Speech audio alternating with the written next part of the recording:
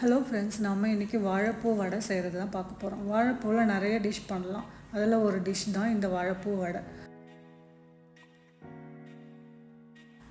இதுக்கு நான் ஒரு ஃப்ரெஷ்ஷான வாழைப்பூவை எடுத்து தோலெல்லாம் எடுத்துகிட்டு வாழைப்பூவில் இருக்கிற அந்த இதழ்களை எடுத்து அதில் இருக்க ஒரு பிளாஸ்டிக்கு அந்த தண்டெல்லாம் எடுத்து ரிமூவ் பண்ணி நல்லா சுத்தமாக அலசி க்ளீன் பண்ணி வச்சுருக்கேன்.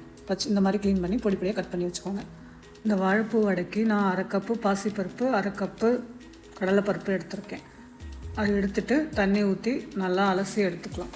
அலசிட்டு திருப்பி தண்ணி ஊற்றி ஊற வச்சிடலாம். ஒரு 1 ஹவர் ஊற விட்டுட்டு அதுக்கப்புறம் எடுத்து தண்ணியை நல்லா வடிச்சிட்டு ஒரு மிக்ஸி ஜார் எடுத்து தண்ணி இல்லாமல் இந்த மாதிரி எடுத்து போட்டுக்கோங்க.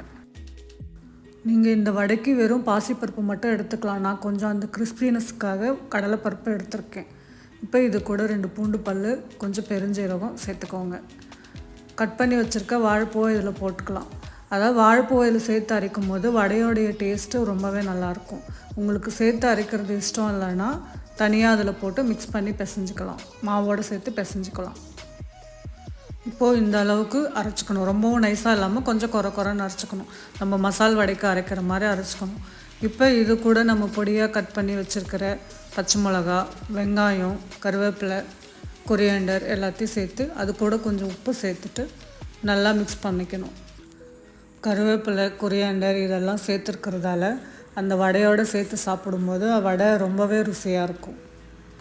இப்போது இது எல்லாத்தையும் நல்லா சேர்த்து மிக்ஸ் பண்ணி விட்டுக்கலாம். லைட்டாக கரண்டியால் மிக்ஸ் பண்ணிவிட்டு அதுக்கப்புறம் கையை வச்சு நல்லா பிசைஞ்சிக்கோங்க.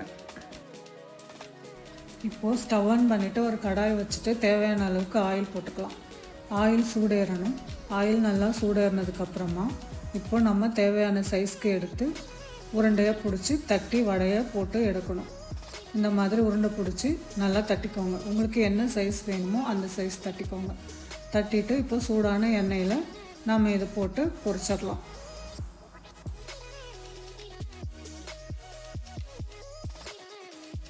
இந்த வாழைப்பூவை வாரத்துக்கு 2 வாட்டியாவது நம்ம சாப்பாட்டில் சேர்த்துக்கிறது ரொம்ப நல்லது.